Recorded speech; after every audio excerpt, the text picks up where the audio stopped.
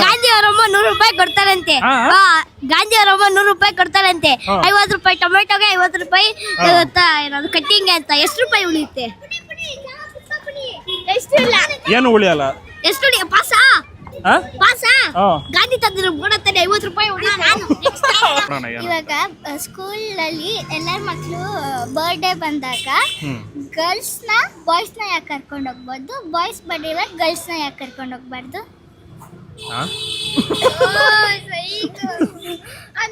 ಯಾಕಂದ್ರೆ ನೀವೆಲ್ಲ ಇನ್ನೂ ಚಿಕ್ಕವರು, ಅದಕ್ಕೆ. ತಪ್ಪು. ನನ್ಗೆ ಗೊತ್ತಿಲ್ಲ, ಅದಕ್ಕೆ ನಿಮ್ಮನ್ನ ಕೇಳಿದ್ದು. ಇವಾಗ ನೀವೇ, ನಿಮ್ಮ ಹೆಸರೇನು? ಮನೀಶ್.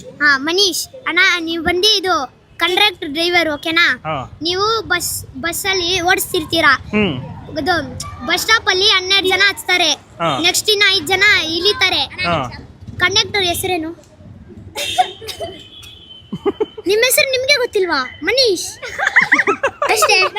ಅಮೆರಿಕ ಅವರು ಈ ಕೈಯಲ್ಲಿ ಯಾಕೆ ತಿನ್ನಲ್ಲ? ಯಾಕಂದ್ರೆ ಅವರು ಎಮ್ಮೆ. ಇಲ್ಲ, ಪಾಸ್ ಕೊಟ್ಬಿಡಿ. ಪಾಸ್. ಯಾಕಂದ್ರೆ ನನ್ನ ಕೈ ಅಣ್ಣ ಇದು.